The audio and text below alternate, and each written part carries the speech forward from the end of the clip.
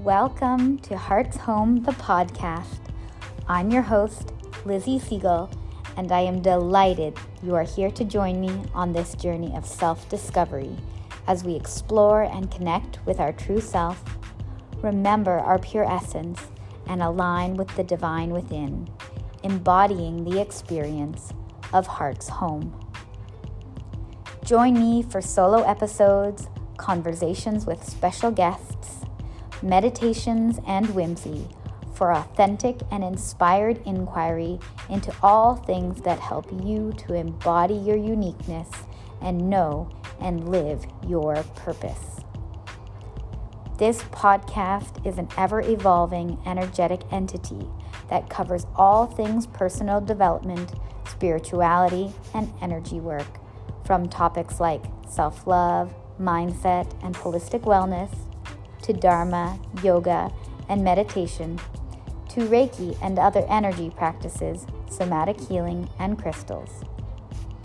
I am a soul purpose, spirituality, and life coach, a Reiki master, teacher, and healer practitioner, a yoga teacher and lifelong student, and holistic wellness educator. If you're ready to be inspired, make authentic connections, expand, and feel empowered to level up your life, then you've come to the right place. I am beyond grateful for your presence here. Now let's begin today's journey to your heart's home.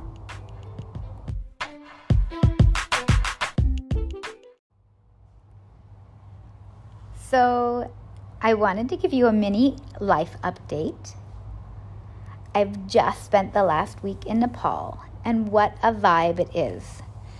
The energy of the Himalayas, the happiness of the people, and lucky me, I was here during the festival of Diwali, or Tihar/Tiha, some people seem to say it differently. The excitement and the celebrations of this holiday, wow. It has such a palpable energy. And the festival was something like I'd never seen before.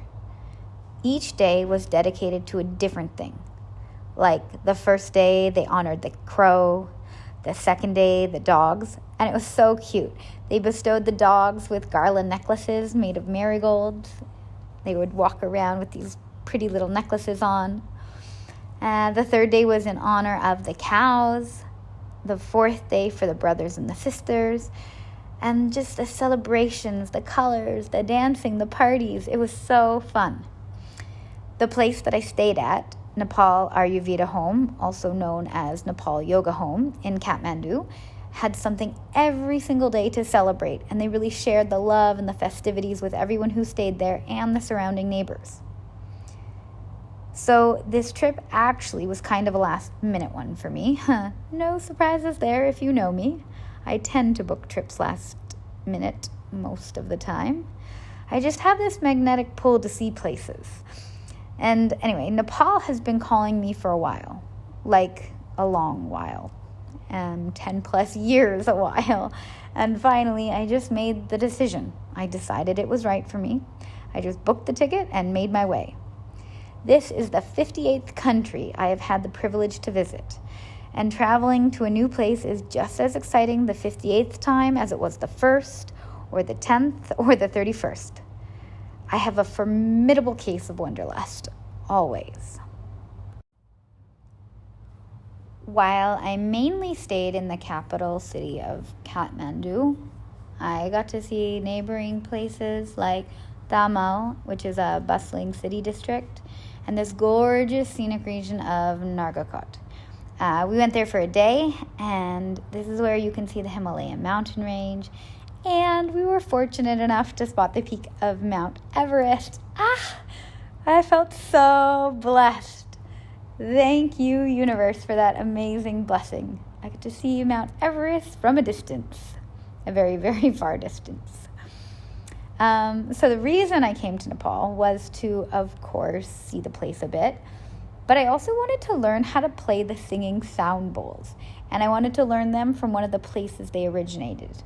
So, thanks to Google, I found Nepal Yoga Home, and they offered a course where I learned how to use the singing sound bowls. I learned about the science and theory behind the sound, music, and body interaction. And I learned many different therapy methods, including my favorite one, which is balancing and harmonizing the chakras. So I now have a certificate in sound bowl therapy, and I am happy to announce I will be adding it to my holistic wellness practice and business. Specifically, when I'm doing Reiki treatments, I can use the chakra crystals and the chakra bowls to align the chakra system. I also experienced some sound bowl therapy healing sessions myself, as well as some other beautiful treatments and massages. I just love how the vibrations of the sound bowls make me feel. When struck or rubbed, these sound bowls produce vibrations, and they promote healing, stress relief, and alignment by vibrating the cells of the body.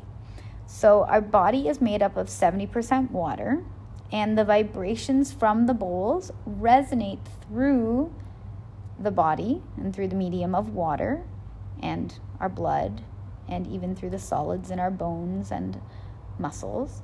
And they allow the tones and the frequencies to harmonize and heal us on all levels, physically and energetically speaking. Oh man, the resonance in the body is such a vibe. Like when you feel them and you hear them and you just notice the vibration all around you and in you, wow, the vibration is high. So if this is something that interests you, if you'd like to experience the vibrations and harmonize your body through chakra balancing or healing specific illness, injuries, or even ailments, get in touch with me. You can find me on Instagram at Namaste Plant-Based, or always email me at namasteplantbased@gmail.com, and you can see the show notes for the links to contact me. I would be happy to serve you through sound healing therapy and Reiki energy. And I need to just tell you one more thing before I dive into today's episode. I wanted to prepare this episode from Nepal, as I mentioned, because of the energy. The vibe is so high, and I wanted that to be infused in this episode. And I need to share, oh my goodness, I'm so excited. I love manifestation. And I love when I'm in flow state, and literally all the things I imagine with intention and wish to happen, do. So every time I fly, I manifest that I will get upgraded. Sometimes I find the feeling of already having it, and my vibe is a magnet, and voila, I get an upgrade. And other times, I guess I don't quite trust, or I have some kind of doubt, or can't exactly find the feeling and the vibe to align, and it doesn't happen. Or things work out in a different and better way for the benefit of myself and others. Well, today, my thoughts manifested into my reality. This morning, immediately when I woke up, I laid in bed and visualized my day. I visualized being able to cram all my stuff into my luggage, #no regrets, #new singing sound bowls, and getting to the airport with ease. Then the airline allowing me to take all my luggage, even though it's super heavy. Again, thank you to my sound bowls on the plane. Not having to check it in because, one, I don't want to wait for my luggage in the Kuwait airport because it takes a really long time. And two, because I don't want my luggage to get damaged. Again, like the last few times I've been through the Kuwait airport, they've ruined or broken my luggage. So I just wanted to avoid all of that. So anyways, they did allow me to take all my luggage as carry-on, and I have a small carry-on size luggage on wheels. I have my backpack that was full of my singing sound bowls, so it was super heavy, and my yoga mat in its carrier, and I even have my small purse. They didn't even give me any trouble. I also visualized getting an upgrade, sitting near the front of the plane and having some space to myself to prepare this podcast and to journal and read. Well, I boarded the plane like normal, entering through the back stairs as I was sitting in the third to last row, which was seat 26A.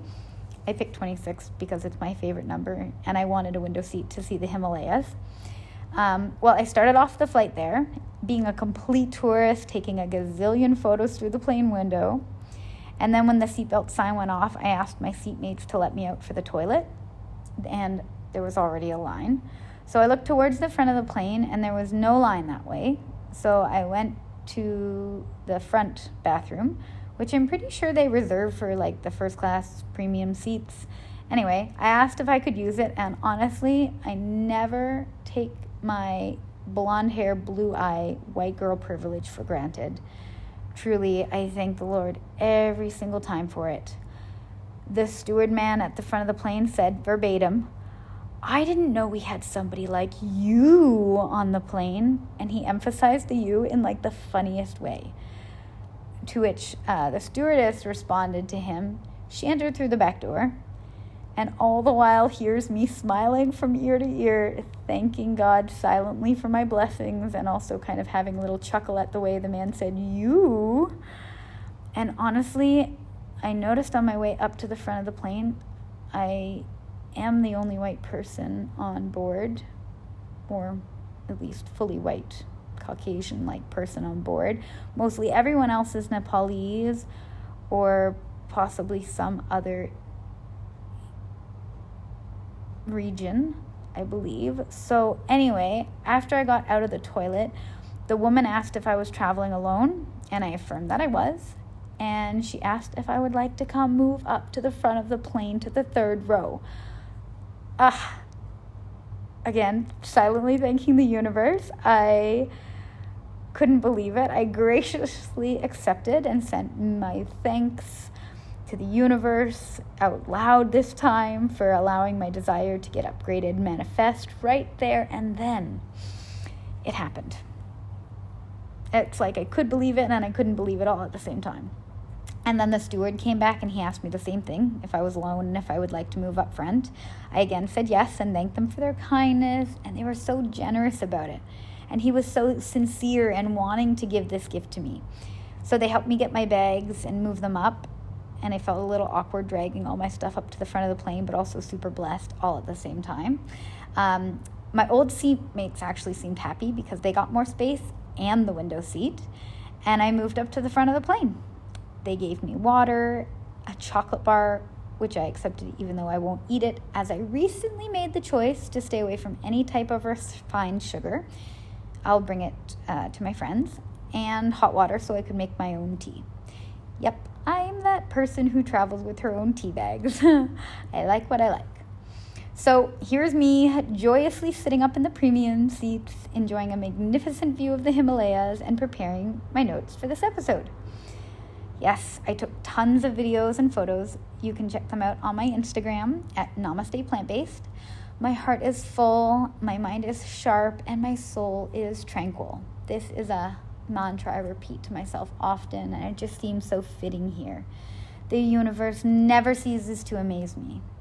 Thank you, thank you, thank you, universe. Now, let's get into today's episode. So today's topic is about making a change and ways to go about it. In the last podcast, I shared with you 6 signs the universe may show you that it's time for a change. So if you didn't get to listen to that one yet, and especially if you're wondering if it's time for a change, how you can know for sure, or if you're curious if the signs that you are seeing are in fact signaling to you that it's time for a change, I encourage you to go and listen to that episode 3, right now. Then defo come back and listen to this one, because today I want to share with you how to go about making that change. A lot of times, people know it's time for a change, and they may even have known it for a long time. It's the how that many people get stuck on. It's the how do I make the change? How do I go about it? How do I stick to it? How do I know if it's the right choice? That comes up frequently. And really, my best advice and the way that works for me is this simple statement.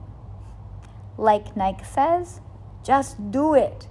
You just make the choice and you believe in your choice. You stand behind your choice and you decide it is the, air quotes, right choice. Because really, any choice you make is the right choice. You and your thoughts determine if it's the right choice. And you can always choose differently later on. There is comfort in knowing that, at least for me, and power in knowing that any choice you make, any decision you make, it's the right one. So just go ahead and do it. Make the choice. So really, the first step is to make the choice. Decide. You choose. That's it. I'm not saying it's easy. In fact, it might actually be a difficult decision you have to make, and it might be a really big deal, but you handle it the same way. You make the choice. And once you decide, that's it. Now you actually have to go through with that decision and make it the right one. You could, of course, stay the same, being non-committal, wishy-washy, wondering what to do. I know, I've done it many times myself. But let me tell you what's really going on here. That's just your primitive brain trying to keep you safe. Your brain might be familiar with just, like going with the flow and letting life happen to you. And you think about it as life happening to you. This way, you don't really have to take any responsibility for your life and what happens because you're giving all your power away. You're acting as if everything is just happening around you and to you, when really that's not the case. You might view the world this way right now, and there's also an alternative. What if you changed your perspective and realized that the universe is not happening to you? It is happening for you. Everything happens for a reason, and the universe is trying to provide for you all that you want, or something better. And when you realize this and decide to take responsibility for your life and your choices, you let the universe know that you are in charge, that you are the co-creator of your reality. You are the one who decides what's next for you.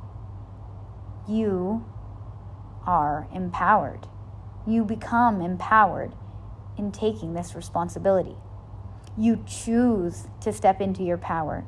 You choose your hard, because it's hard to just let things happen to you, but it's also hard to make a choice and commit. You just do it. Be empowered. Be the boss. It's part of the transformation process. It's part of the spiritual awakening process. It's part of your human experience. You are faced with choices every day, and trusting yourself and your own intuition is key so that you are not overwhelmed by all the choices in the world. Okay, so now more about how to know if it's the right one, like how to know if you're making the right choice. When making a choice, I like to close my eyes for a moment. Take some deep diaphragmatic breaths, meaning breathing all the way into my belly, filling up my belly, my ribs, and my chest. And then I feel into my body about the choice. I tap into my intuition, my inner knowing. I feel the emotions that come up in my body as I ask myself how I feel about the options that I have. And sometimes right away, I get that full body yes or no, this or that knowing. Like I know it should be this or I know it should be that. Other times, the intuitive nudge or whisper is a little softer, and I really need to lean in and weigh my options. Sometimes I even try making one choice and say to myself that I will take that choice, A, for example. Then I notice if any resistance comes up and what that resistance is. So then I'll say to myself, actually, no, choice A doesn't feel right. I will take choice B. And if that allows me to breathe a sigh of relief or feel calm and confident in the choice, I know that choice B is what I really want. But if, when I ask myself if I would rather choice B, I feel resistance coming up from that, I know that it is really choice A that is the right one for me. Does that make sense? I hope that makes sense. So another way to think about it is this analogy and practice I learned a long time ago. I can't remember from where, but I remember that I loved it and I've implemented it and shared it throughout my life. It's a coin toss. So if you only have two options and you have to make a choice, but you aren't sure which to make, do a coin toss. Have one side of the coin represent your first option and the other side represent your second option. Whatever side of the coin toss that wins is your option to take. But if, when you flip the coin and you receive the option, if there is a nagging or a regret or a feeling of lack, then actually you probably wanted the other choice. So choose the other option and see if that feels better. Then go with that one if it does.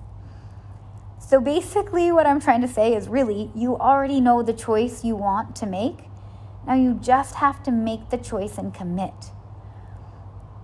I believe really that it is the commitment where many people, including myself, time and time again, get hung up. The idea of permanence can be a little scary, but it doesn't have to be, because in reality, nothing is permanent. Everything is always in motion, always moving. Therefore, it can't be permanent. Everything's always changing. It's the choice that you make and your commitment to the choice that unlock your willpower and allow you to really change. So another important thing to identify when making the change is to know how you are as a person. There are two types of choice makers I identify in my work. There's the people who do things in moderation and the all or nothing type.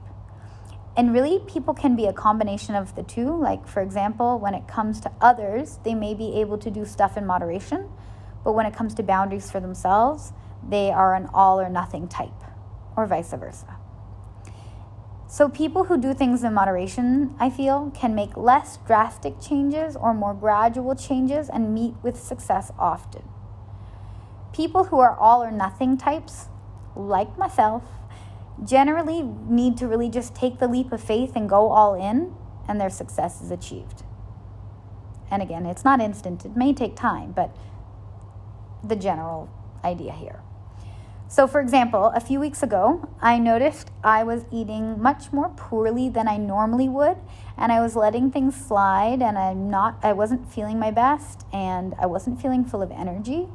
I was achy, more lethargic, and I felt generally depleted. I also knew exactly why.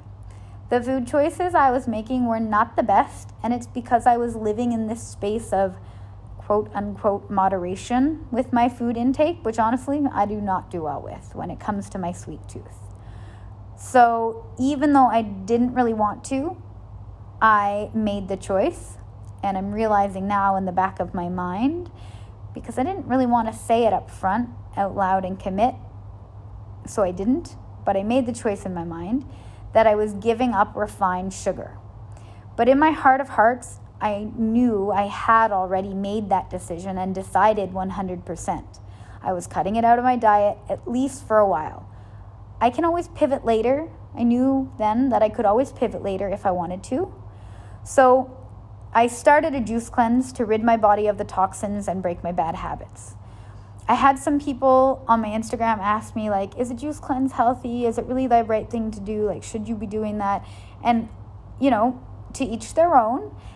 And I also know that for me, when I'm trying to break a bad habit, I like to have something that's like a permanent beginning. Again, not so permanent, but like a very distinct would be the better word. A very distinct beginning and a very distinct transitory phase, so that like I get my mind and my heart into the right place. So that's why I did the juice cleanse. And then I ordered a vegan meal plan that catered to my no refined sugar and plant-based needs, as well as all the allergies that I have.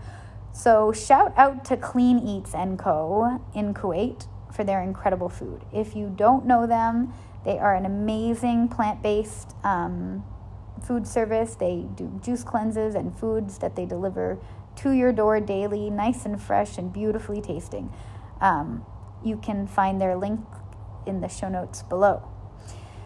Then the next week, after I'd finished the juice cleanse, after I'd finished the vegan meal plan for the week, I left for Nepal. And I reaffirmed and committed to myself that and it was like this mantra that I repeated to myself, I choose to avoid refined sugar, and that I only want my sugar to come from natural, unrefined sources like maple syrup, honey, and things like stevia, like plant-based sugar. And even so, I haven't actually had stevia. It was just something that I figured if I wanted to, bake something if I choose to do that, which, let's be honest, I probably won't, but I could use stevia in it. So even though I was going to a new country and I wanted to try the foods, I knew that sticking to my goal 100% was my mission. And it proved to be even better than I could have expected, because the Nepal yoga home I stayed at also provided all the meals. And all the meals were very sattvic, natural foods, and balanced and bland, actually. And they even catered to my specific dietary needs and the restrictions and the allergies that I have. So the whole time I was there, I managed to avoid refined sugar. And not just managed, I chose to avoid refined sugar. There were a couple opportunities where I could have it, and I just didn't. I made that commitment to myself, and I went with it. And from this all or nothing standpoint, I have managed to stick to my choice fully. Commitment to myself builds trust in myself, and it strengthens my intuition as well. And even though I was given that delicious Aero bar on the plane, the chocolate bar, it was still sitting in the chair pocket in front of me. It's still there. It didn't even tempt me because it lies outside of my commitment to myself.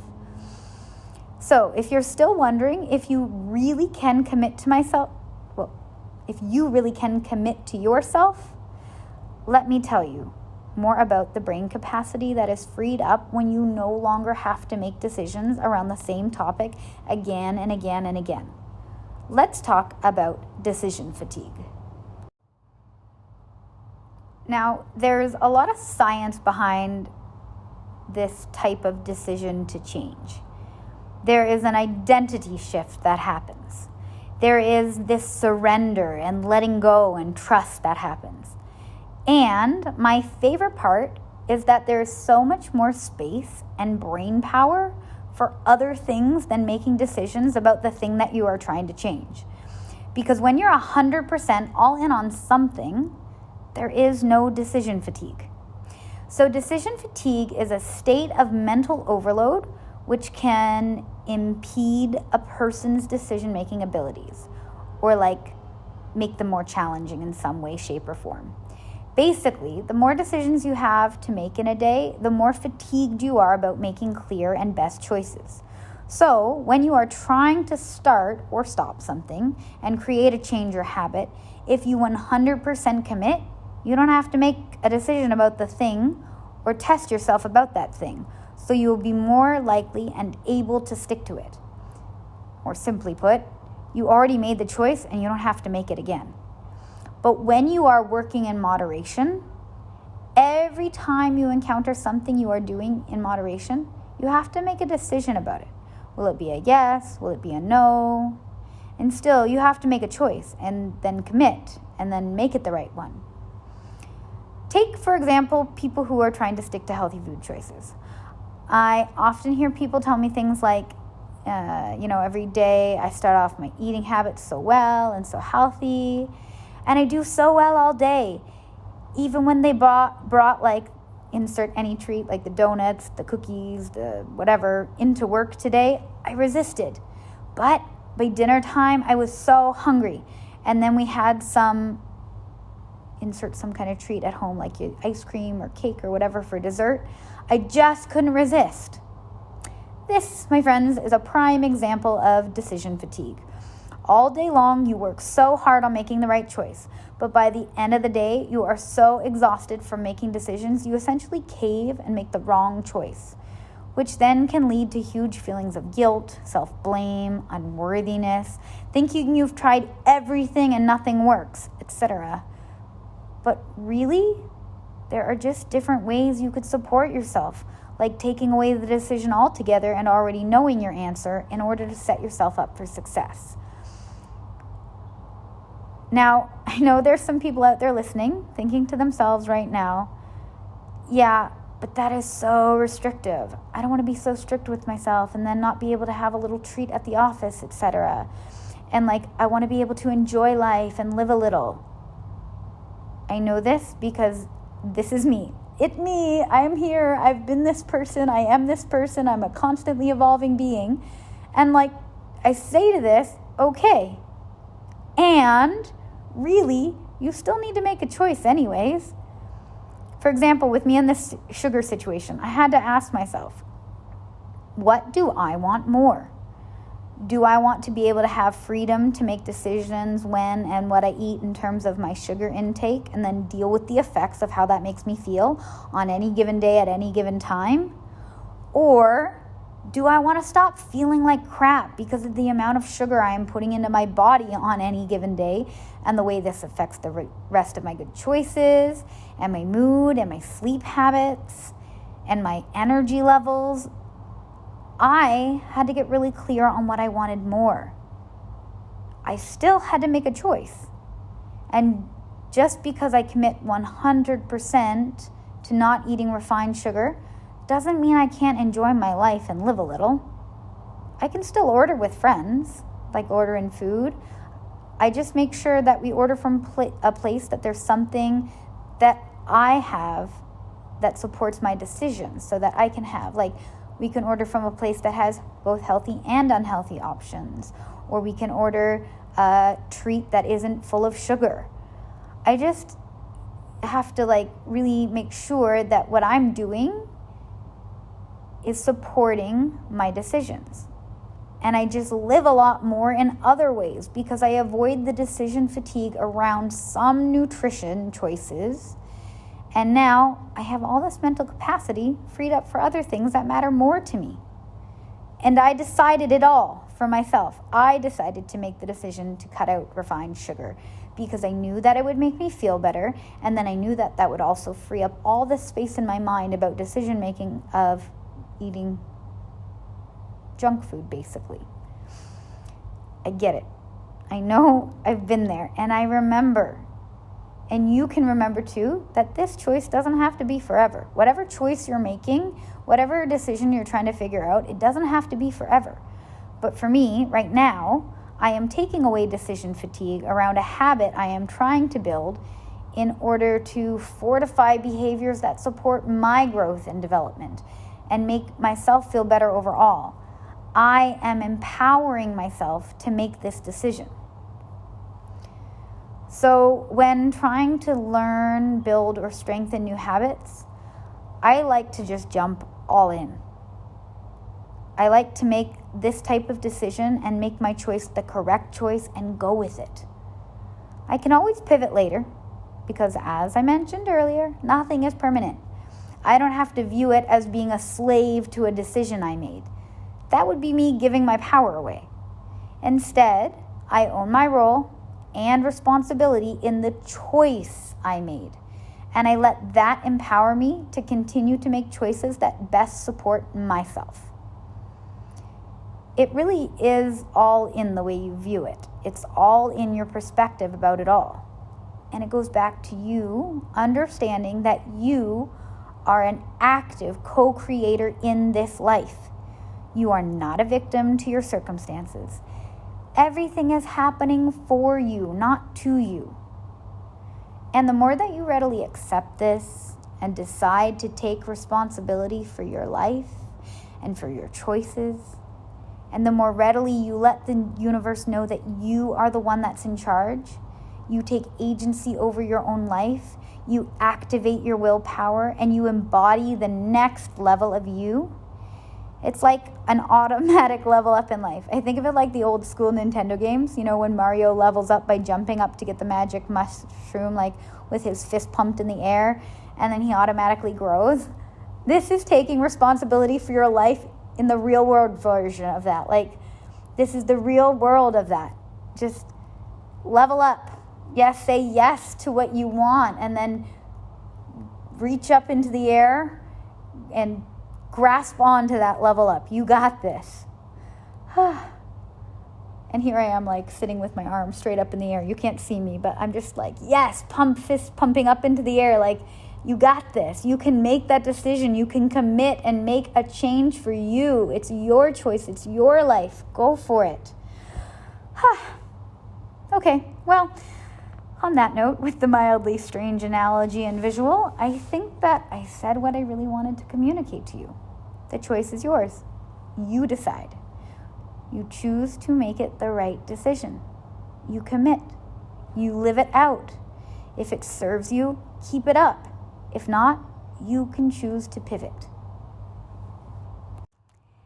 And before I go, I just wanted to let you know about my current offerings. On Tuesday, November 8th, from 5 to 8 p.m., I will be hosting a special in-person full moon ceremony. I am collaborating with Yasalam Kuwait and Yogi Yazi and hosting this ceremony in her studio in Jabriya, Kuwait.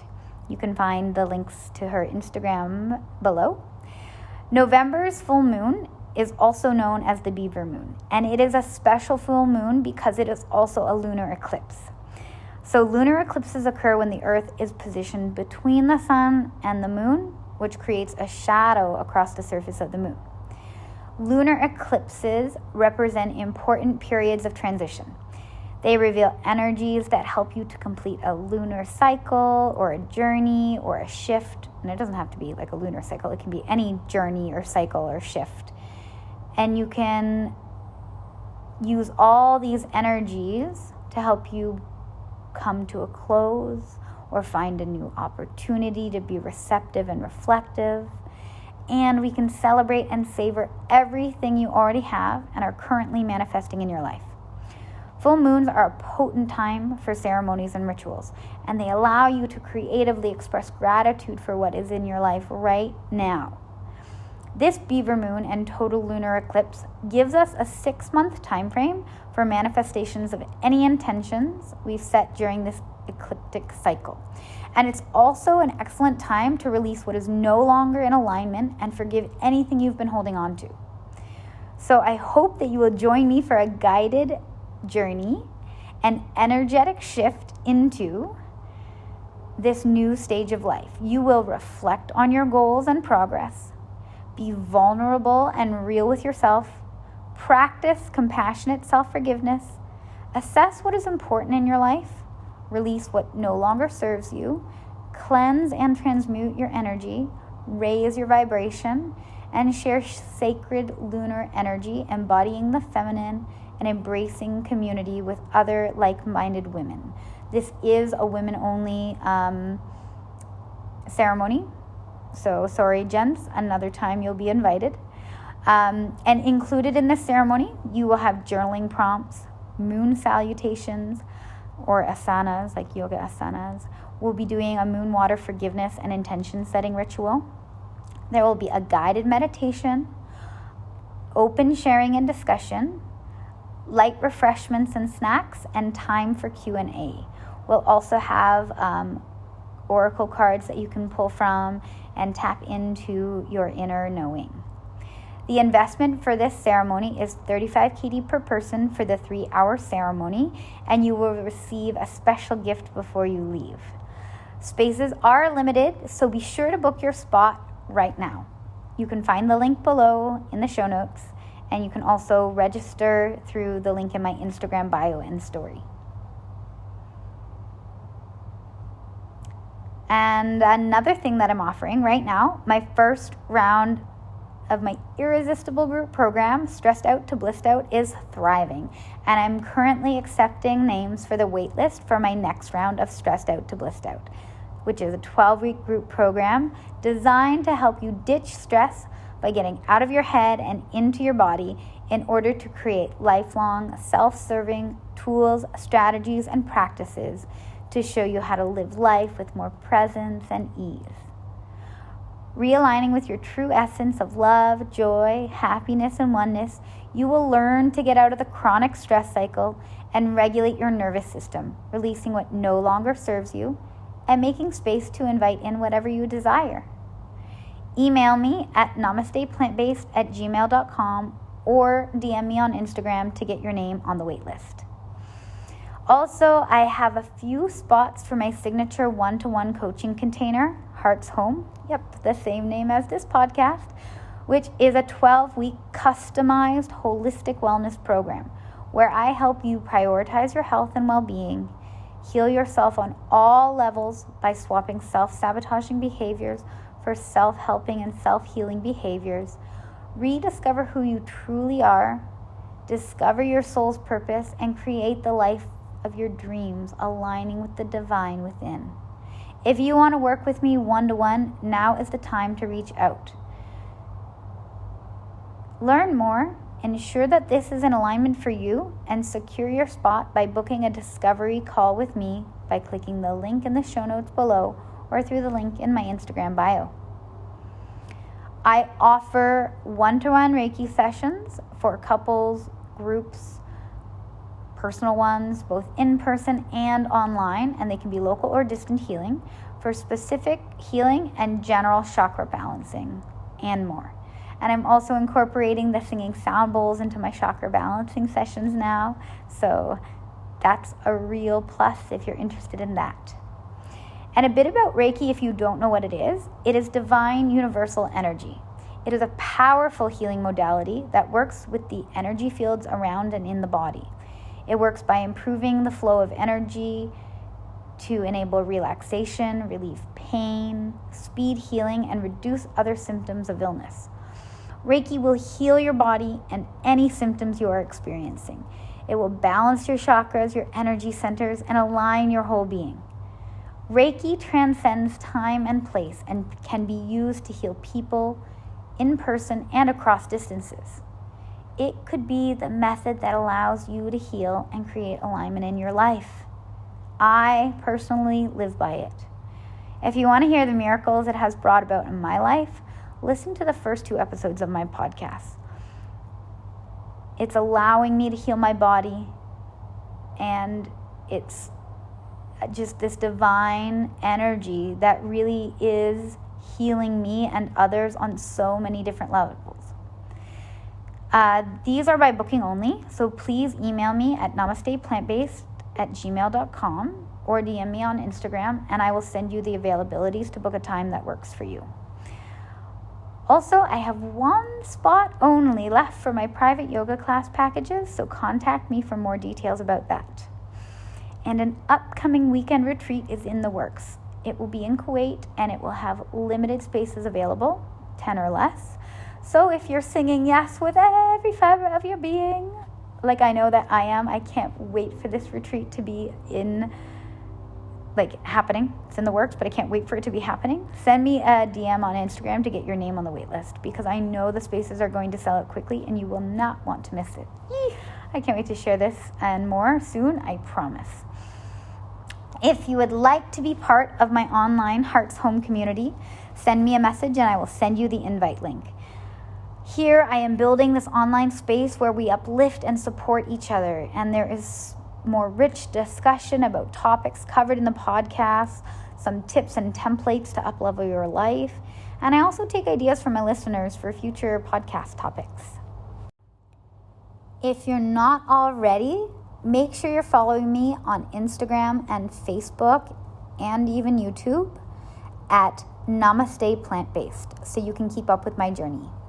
I hope you are having an amazing morning, day, or night, wherever and whenever you are listening to this episode, and I will catch you next time.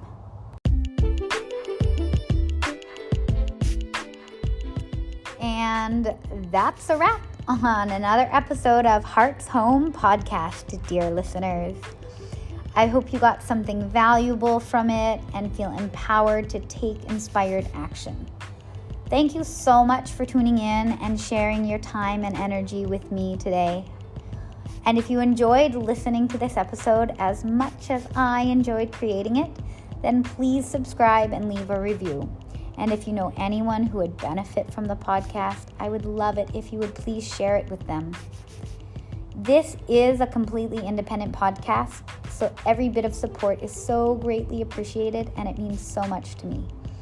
Each subscriber and share and review helps it to become more and more visible, which allows it to reach more listeners and spread the love and light for all. If you're looking for more, let's connect on Instagram. You can find me at Namaste Plant-Based. I hope you have an amazing next step of your journey, and I will catch you next time here on Heart's Home. From my heart to yours, namaste and peace out.